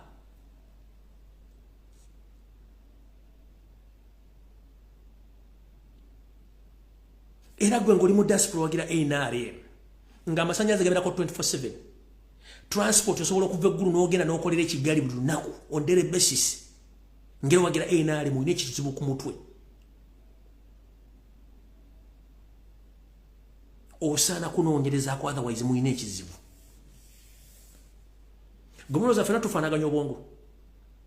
Tuli ku social media kuno twogera naye waliwo essaawa zino abagenda okukuba emiranga nenga omulanga gwakuba tosobola muga nti ngenda kusaasira.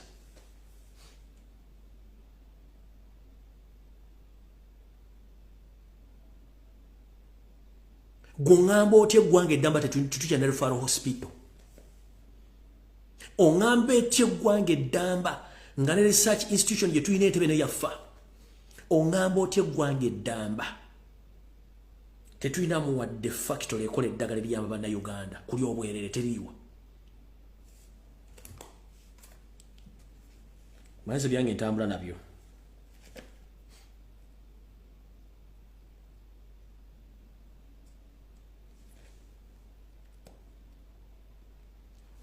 Bubadde buziba gavumenti negamba mbwerabudde bannansi speed ko bazaalira eyitiridde bagikendeezeeko. Njala kubuuza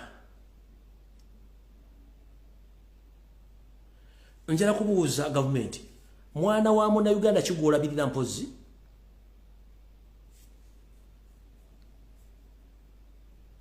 olina gwogulira emmere gwogulira sukaali gwosasulira renti gwokolera ki va mu bulamu bwa Nnayuganda baleke bazaale. Mussa abantu bangi kati balina okuzaala okulipulesinga bimusse. Do you copy that? Why do you mind about the responsibility of Ugandans? Mind about your business. Let them produce. Because on daily basis you kidnap people from different areas of Uganda. So let them produce. Where do you get paid, Museveni? And the government, where do you get paid? You don't pay school fees, you don't feed them, you don't, nothing you do to support those kids, but you're complaining that the people producing kids at a very high speed. Abana on daily basis mu abantu basuka mu 10 mbata. Kati bayino tosobola kuzanyisa Katonda nti omuzanyise gwo wambe enseekende tesobola aba enseringa mazinyanja. Osena kogana nozaga utegagenda kugwako. So n'abantu okuzala bagenda kuzala gwe no tabagenda kuzala notta bagenda kuzala it's a cycle. Otta nga bazala otta 10 bazala 10 otta 10 bazala kati ojja kubira ngo omuntu okukwetola benzitanga tebakendeera. So ekyo kyembagamba nti mulina cow mentality. Cow mentality ngina mulagira luddawa wawano. Negulire Daily Monitor yeri kubye. Kandi balage wano. Daily Monitor yeri kubye. Bulijjo mutegere kyembaga cow mentality ere proof ebalaga this is the cow mentality. Yiyo. Eye proof ebalaga ekigambo kyenda bagamba nti this bana bantu basafalinga from cow mentality. Kigenze kitya uliriza. Mutegere bulijjo nti zinjogera ebigambo byangambira makesira ate ngambitegeeza. Agambye bwati.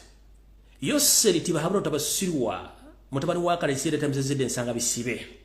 Olunaku lwa leero alonze Dr. Nathan Tandekwire as a senior presidential advisor on the indigenous cattle with thoroughly personal holds 15 millions. Olunaku lwa leero Yoseri tibahabulwa lutabayisirwa mutabani wa Kalesire tamzezede nsanga bisibe na nyini toilet. Olunaku lwa leero alonze omuwabuzi bwe Dr. Nathan Tandekwire ng'omuwabuzi omukulu ku nsonga z'ente zinnakabala ez'amayembe amanene. Wano bagambira cow mentality is real. Ku indigenous cattle.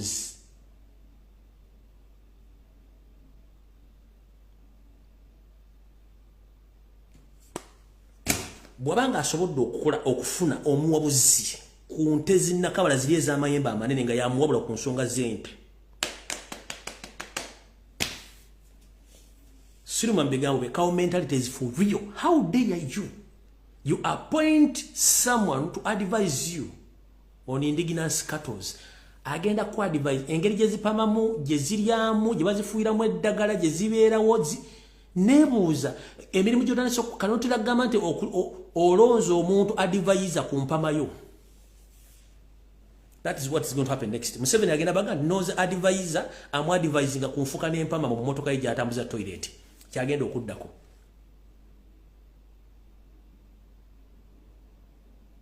Next time someone is going to appoint someone who is going to advise him the way how he pee or the how he shit in his toilet. If you appointed someone to advise you on indigenous cattle, next time or the next time you're going to appoint someone who's going to advise you on how to shit and how to pee. Kyogenda okudda kati. Kubanga otambula opamba mpapulu wa moto kyasiba kati ogenda kulonda omuntu akwadvise ku ngeri y'ofukamu n'engeri y'opamamu n'engeri y'otambuza mu toilet yo. Kugensi mugifudde comedy kuba cow mentality abajjudde. The brain is a monkey, brain is a cow. Mwenna mulya mwayika windows ne muganya okukkiriza ekintu bwe kiba kiganye kigenda kuba kiganye. Mana peneti we umuze ebintu babiganye. Wano otukanga staging ebintu biganye. Ona ne woli mu kiroto ngoloto londa sente wabere kikusimula sente nozivaako ne gwa tavaako wabaki.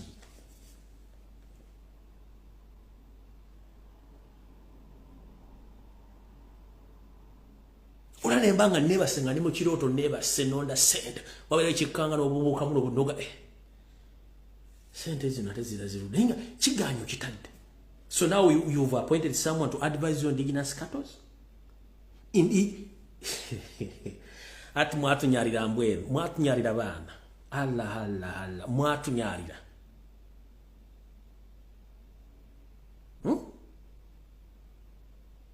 This is not violence, reality.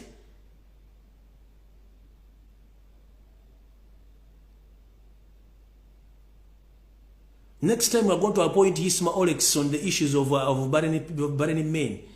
wabasajja batazaala ogenda mulonda nga advise abasajja batazaala mu Uganda uyisima Olex Wakalevu omuzaala adi ku advise ku nkusoza abasajja batazaala siko ogenda okulonda kwa kati buli kimu kyonna kikutiisa oyagala kirondera ko omuntu akwa advising ne weewunja mutwe gutambula kuba balonda bulonzi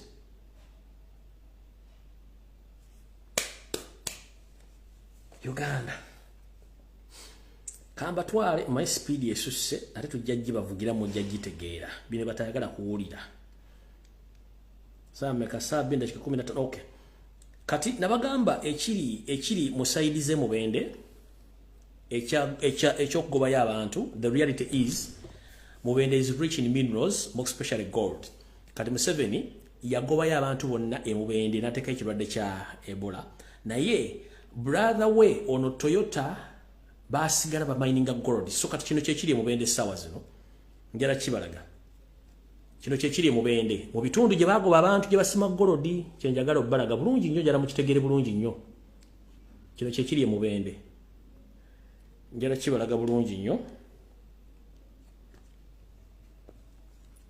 omuna akifuna bulungi nnyo wano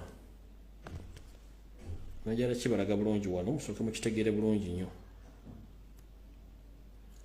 eno bagoba y'abantu basimayo gold mubende bakubonde bibati mubira bulungi nnyo embere gye bagoba abantu gye bagambe waliki bo bakyasima gold mula bulungi bakyasima gold kwale zizo bali mu kusima gold kyokka abantu bapagobayo bulungi nnyo ne bagamba Ebola gyali bali mu kusima gold mubende mukitegera bulungi nnyo bibyo bo bakyakola in the disguise kuba family ye batwala amataka bakyakole mubende basima gold mubira bulungi nnyo nenga bagoba y'abantu tisimanyi biki tota natwalayo bala bulungi yezo zona footage buli wamu tulinawo drones baabo bakyasima gold naye nga bagobye abantu waliyo Ebola bo bali mu kusima gold tozambira bulungi nnyo naye nga abantu babagobyeyo naye bo bali mu kusima gold bala bulungi nnyo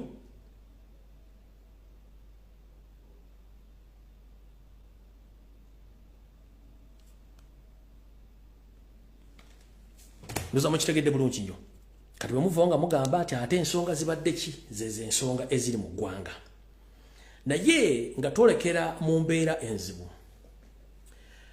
mwenna bannayuganda badde bakola mu NGOs abasinga obungi mugenda kulozinga emirimu very soon mu November 1st era nkimanyi nammwe kampuni ezimu z'abasindisi zabawadde dambaluwa okubasavinga nti mukomokolanga lumu kuba kimanyiko nti Uganda ekitongole kiri ekigenda okuva mu Uganda kibadde kisupportinga NGOs ne some government bodies kigenda kuva mu Uganda kigenda kujjamu almost ndoza sente ziri mu buwumbi obusukka mu 2 plus obuwumbi 2 plus mwolekedde okufiirwa emirimu 40 according to the statistics ziriwo ziraga ne mugenda fiirwa emirimu 40 bannayuganda kino kikyali kituuza ekitongole kibadde kikwatagana European Union kigenda kuva mu 1st December kigenda kuba kiggalawo so ntegezeddwako nti abannayuganda emitwalo ena bagenda kuluzinga emirimu gyabwe abadde bakola mu NGOs ne some government bodies zibadde ziddukanyizibwa ekitongole ekyo nga kigenda kuggalawo mu ofisi zaakyo n'okufandinga ebintu ebyo so bannayuganda bagenda kufiirwa emirimu naye ng'olwedde mu gavumenti mwennyini mu government personal bodies waliwo abantu abafiiriddwa emirimu gyabwe miyitirivu nnyo olw'ensonga nti ebitongole bimu tebikyafuna ssente tebakyalina mirimu gye bagenda kukola kanduza njala mukuba ekifaananyi Uganda weweyolekera kati mu kye babakola kiri bwe kiti mutuuka mu Kampala wakati abantu batambula badde eno ebivulugye ebiri banywa bbiya bakola kiri bateeka diversion ku social media biki nga in reality temusobola kumanya kigenda mu Uganda kati ye yabalekera ekifaananyi kino ekya Kampala ebivuluwe ebiri banywa balya beyambula batekako blue movie batekako ebifaananyi ono yakwanya ono okuba keepinga busy naye nga the reality is mujja mu inbox z'abantu bemwasindike bwe bagende bulane babuli ebizibu ne ku ground owulira nga abantu bakuga ebizibu nti kizibu kiri ABCD naye nga ku mawulire bakulagako ebintu ebiraga nti ensi eri bulungi nnyo ekyo mutayagala kumanya na kutegeera kirabagala Museveni akosa nnyo destructive measures okulaba essensi nti eri bulungi ne economically ensi eri bubi era buli muntu waali ali bubi naye ekyo kikyali kituuza nabagamba embeera ejja bajjayo nga tewali bakubidde firimbi nti muveeyo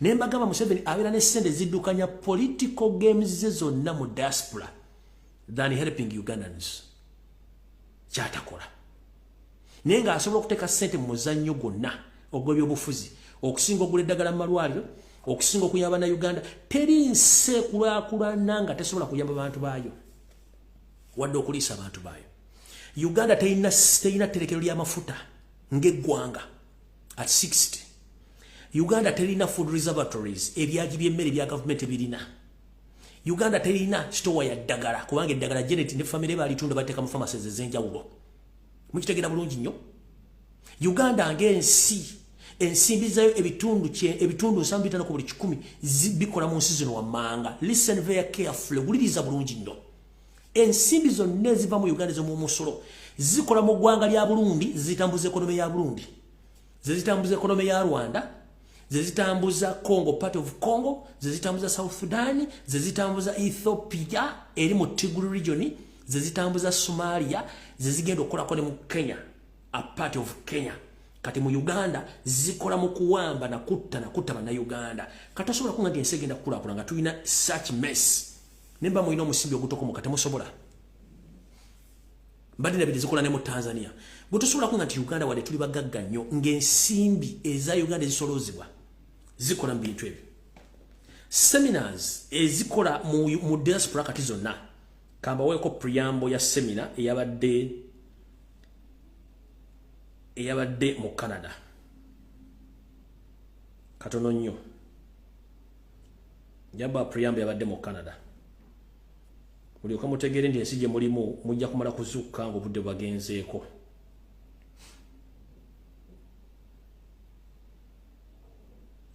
alright nyizo kuba ekifaananyi sikiriza njala bategeeza seminar gye mwalabyeko owekitiibwa Isebantu Kyabazinga Busoga Museveni yagispendinzeeko emitwalo 25 ejja $.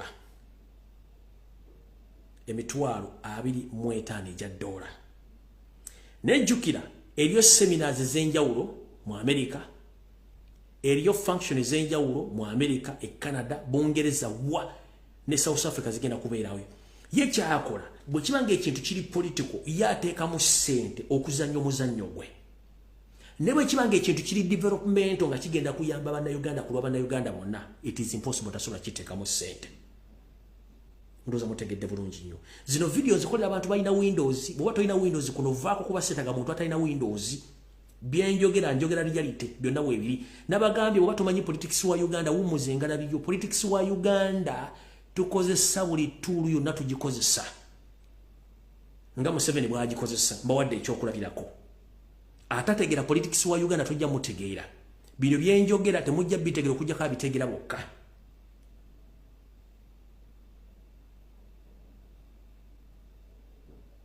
Okitegedde bulungi. So no yensonga gye mbadde njalo bategeeza wano wammanga gye bategeeze tulyoke tugende mu maaso wano kuba saagala kulwawo.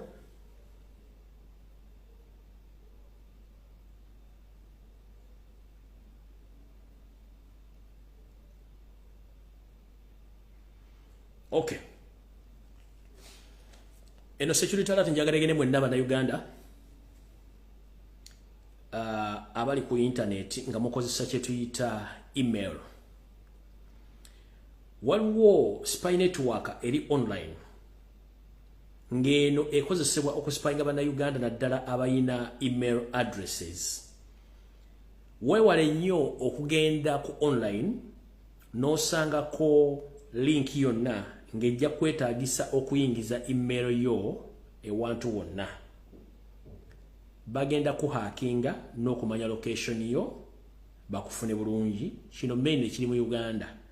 Bajja kufuna oba onoonya mulimu oba okola ki naye nga otaddemu email address yo bajja kufuna era bajja kuhackinga buli kimu kyokola ku simu yo bajja kitegeera ekyo mubenga mukimanyi bulungi nnyo era mukoze kamanyi nga kozana webbwa nti buli kimu kimukola ensi ejja kuba ebalaba. Abantu bo mu Canada. Omwami ono bamuyita Fred Kinene. Nali ng'anyo mwogerako.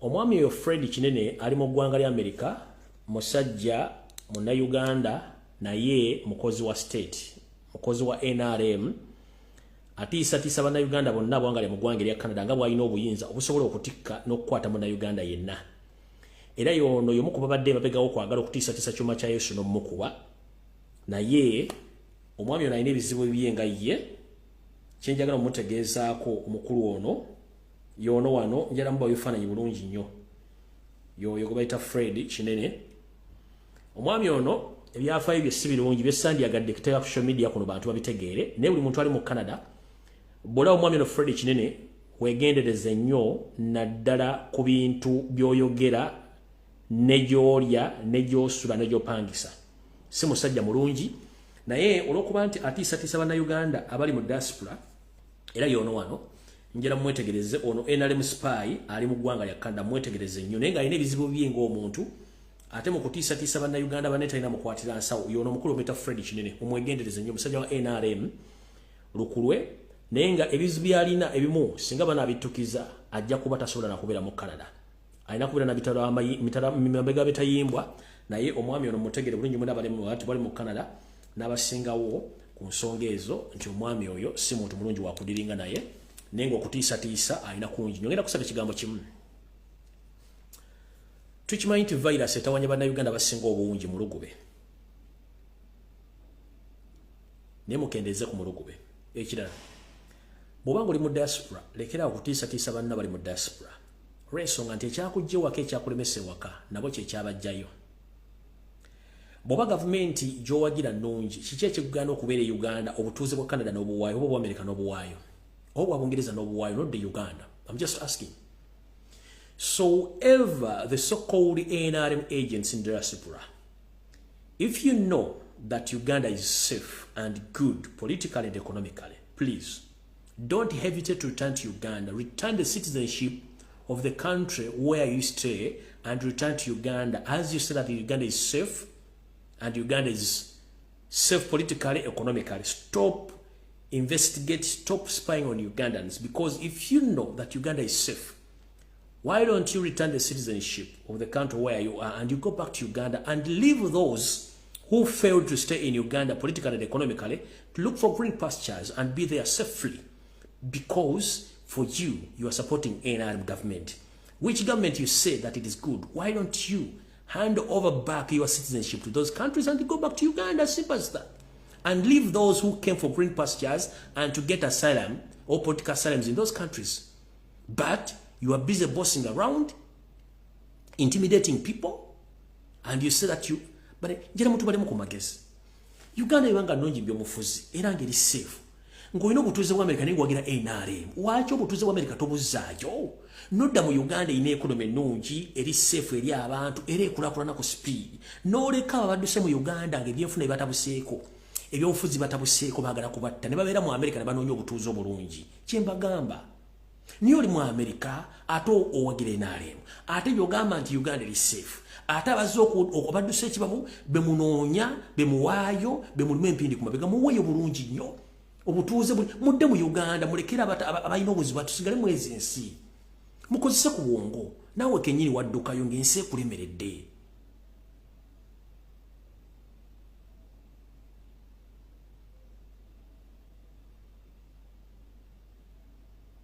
Okitegeera naawe ng'ensi ekulemeredde. Nze kye mbagamba sina bingi bye ngenda bagamba okuggyako ndowooza njala tusinkane ku Lwomukaaga ku Sande ssaawa zijja kubeera 2. Naye nga nfundikira njala tutumira ku bantu bano b'omanga. Njala tumira ku mwana bagana babali ku Twitter. Tugende ku Twitter. Abayayi bayise ku Twitter. Mugende ku Twitter ya President Robert Kyagulanyi Ssentamu. Abayayi bayise ku Twitter handle ye. Mugende ku Twitter European Union. Mugende ku Twitter ya Total France. Mugende ku Twitter ya government ya Bungereza. Mugende ku Twitter buli wone mugende omutekewo ekibuli. Okitegera bulungi? Abantu abali ku Facebook mu kumema omuliro. Njalo tumira ku bantu tukole mirimu jeje mugana ge pato omuntu wa wansi kulamusiza ni nsima gifti ASP William nsima nkulamusizaako Katongole Julius n'abantu abala bakola emirimu. Naye mu kwebaza okwenjawulo. njala ko bazannyo obubinja bwe tuyita kati kino kye nali njagala mu bulamu bwange. Waliwo obubinja obutandise bwe tuyita True Blood and True Revolutionaries. Nga abantu beeronzemu abalina endowooza eki ndi Museveni alina okugenda. Nga bajjewo simanyi kino kiri kiti nga bombi mission yabwe yakujjako Museveni. Buli nsi gye mwatandise ekintu kino baagala nnyo. Kubanga lutu balina ekizibu, ffenna tuga tuli mu struggle naye nga waliwo balina ebigendererwa byabwe. Kati eriyo bannayuganda batandise okukola obubinja nga bwo main target is Museveni okuva mu Uganda by all means. I salute you. Mwenna mbaagala nnyo. Abali mu Boston mu America mbatumiddeko nnyo. Abatandisa obubinja obwo, abali mu Bungereza, abali e Canada, abali wulubwamu nga mwatandise akabinja akaagala ensonga egguke. Nga bumunyampe gwe mwekengera mu mujjamu muteekemu abantu abaagala ensonga ati kujjako Museveni. Ayina ebirowoozo sime byaki ebyo byonna tukyabyagala twagala kintu kimwe eki kujjako Museveni. Wamugenda kusika popcorn z'abantu bazirye eyo solution. Wamugenda kuwandika babaluwa kukuuka jjembe nga ye solution mukikole bulungi nnyo. Tukooye bakirumira mpiyi B. Apostinga bintu bya sayidi eno. Apostinga bintu bya sayidi eri. Bwajja okwogera matanka ninga empale ya Museveni. Bw'akola kino yebuzabuza nga afukaana aba. Bamuyita okwekalakasa takkiriza. Sisobola kuva waggulu nga sebaziza abaana ba Saudi Arabia. Baana bawala mwenna bali mu Saudi Arabia mwe bali kukola mulimu gw'okwekalakasa okulaga ensi yammwe nti mwagala enkyukakyuka. I salute you mwenna ba boys and girls abali mu Saudi Arabia bakoze omulimu gw'okwekalakasa this week. Mwe bali nnyo mwe balire ddala era nkubira omulango gutakungula buli mu nsi yonna. The solution is the more you demonstrate, the more we get attention from the world. People that will start asking questions, why is it that whenever we see Ugandans, they are demonstrating? Baja tufunaka attention. The reason as to why people demonstrate is to show the world that where we are coming from, the place is not safe. We are led by the dictator. So the more you demonstrate, the more we get attention from the international community. And I will be asking questions. What the hell is going in Uganda? They will ask questions Uganda. But the more you sit down and you don't demonstrate, kitegeza abantu batabajja kutegera kigenda maaso mu Uganda. Okitegera lito wali social media weeri. The more you demonstrate, the more you get attention from the foreign donors, foreign governments and foreign dignitaries. Boza kiche kigenda maaso mu Uganda. Okitegera the more you demonstrate, it's your freedom. Dembe yabebanga okwemulugunyo kwate kipande okwekalakasa okutegeeza nti tuli bulungi bw'osirika ofa bw'oyogera ofa kijja kwetagisa okusanga mwezi ofe nga tolwanidde eggwanga lyo. Ensi gye weeyagalira waliwo baagirwanira okutuuka weeri. Abali e Dubai abasajja bakinako balwanirira ensi eyo. Dubai yali kirina kyerina. Abali e Qatar terina kyerina ne bagirwanirira. Tozanyireyo omuzannyo okuba balwanirira ensi. Mu America abasajja ba Columbus baani balwanirira ensi okuvuuka America. E Bungereza baagirwanirira. Sweden baagirwanirira. Bagenda okuteekawo European Union nga abasajja n'abakazi bafiiridde ensi zaabwe okubeerawo. Wano wendi okusanga osudde bendewera yawo oyinza okukiwulira. Oyinza ekifuba ng'okiza munda. Neffe waffe tubulidde omutima ogulumirira eggwanga olyajja mu box n'akukanga ffe twafaafa dda. Let me tell you one thing, Museveni. Nze okuntiisatiisa tekikyandya.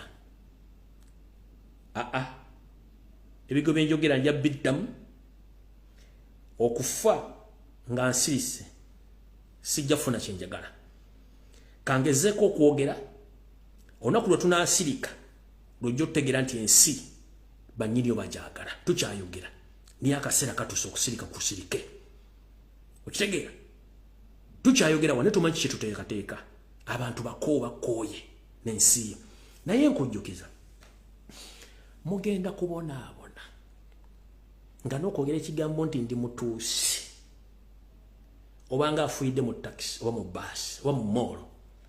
Museveni kiddamu bwe mutazzangalabi zammwe bwe muziina kubeera ebikola bye mukoze ku bannayuganda naddala abaga omuganda teyeerabira mujja kubonaabona. Figa zammwe zirabika n'amagulu gammwe gato tegakyajja mu ngatto. Feesi zammwe tezibula, enjogera tebula, enfaana tebula. Mugenda kubonaabona nga n'okunoonya okuga nti gundi wuuyo nga tasobola. ne muganya okukozesa amanya gammwe muganya okukozesa emitwe gyammwe okutega nti ensi ekyuka mulowooza we muli omugenda okubeera nedda. Omugenzi El Minyalo Gaddafi yali yamanyi yakikuba nga yakikuba olunaku lwaki olwo ebyenje ne bimunoonya era ebyenje byamutta. Kati Museveni omanyi wakikuba. Gaddafi yakikuba nno ng'alina ssente, alina amafuta gage, alina golodi we, asasulira abantu b'ennyumba, abaweerera school fees, emmere bafuna yaweere. Gwe atagaba mmere tosasula school fees, owamba abantu, obatta, obagoba ku mataka, oteekawo Tusi Empire, buli kimu oyagala kikola, tolina ssente, n'emyaka gikugenzeeko gikubidde akatambaala, bano booleseewo tulowooza nti bana kye bagenda okukola. Tusi dynasty ekoma ku ggwe over our dead body and very soon it will end. And it is impossible. You are small in numbers. In Burundi, 15%. In Rwanda, 15%. Believe me or not, the Hutu people in Burundi, they will take over power, back their power. In Rwanda, believe or not, the Hutu people, they will get back their power. And in Uganda, the indigenous Ugandans will get back their power. And you will suffer. You will suffer. Temusobola kutambuza Tusi dynasty. You are small in number. And you are lacking knowledge. The only thing you know is to use gun to kill. But using your common sense, no. Ekyo tebakibawa. Kubanga muyina cow mentality. Tebakibawa. Katonda takuwa bana nakuwa nsimbi, takuwa nsimbi nakuwa bana. Ekoma ku gwagu. Au. Kino kyoyagala okukola East Africa mu gifude Tusi dynasty. It is impossible. Tosobola kulwana Katonda. Nze sibalabula naye mbabuulira amazima. Bino byenjogera video zirivaayo. Zijja kudda anytime anywhere mujja kunoonya umuteeko oluwanga temulabawo. Ngeze ennyumba ze muzimbye mu Buganda muziyitako ngezitali zammwe. Buli kimu nga mukitako nga kiringa ekitali kyammwe. Oyagala kutta Baganda basanyo. You can't finish Baganda. 95% people are in diaspora, they are Baganda. Even on the local ground, you can't finish them. Webali, omwoyo gwa Buganda tegufa. Ne bona okola otya, oboti yagezaako yalemwa. Amini n'abaagalamu naye yalemwa. Kati gwe ne bona otta Baganda omala biseera munne ng'akunamira muzibe oba anyigira mu nzikiza tonakyogenda bakola. You will kill, but at the end of the day, you have to go.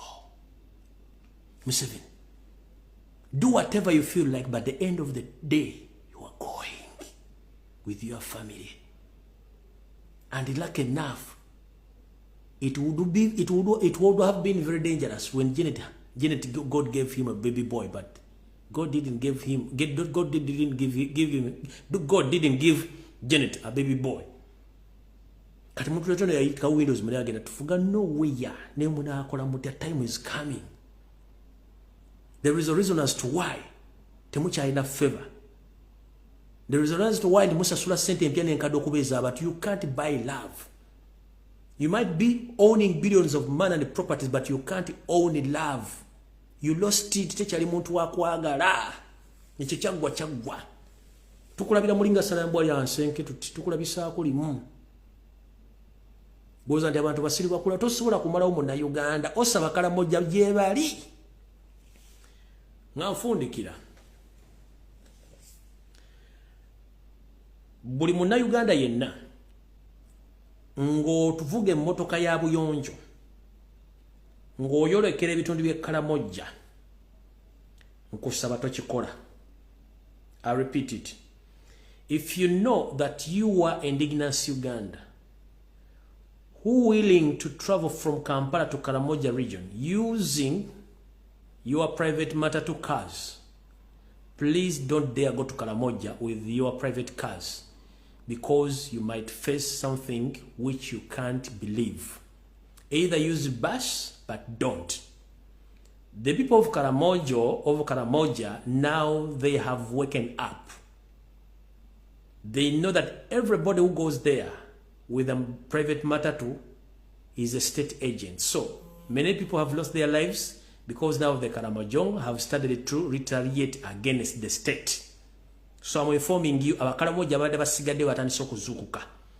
Temugeza una Uganda original ngovuge emotoka ya bulijjo nti ogenda Kalamoja oyinza obutatuuka oba mbitundu kotido wa ambush zatandise abakalamoja bakooye mukitegedde bulungi mukaba ba 13 ampera nakulaba abachadde mukirizo kugenda kwange kuno tusinkane kusande kusabiri zakawungezi nga tumutwogera ku nsonga zinabasubizo kwogerako nenga buli muntu yena joli nkwagala nnyo mwebale kubeerako muve ku diversion musigale ku mulamwa mukaba bankumire.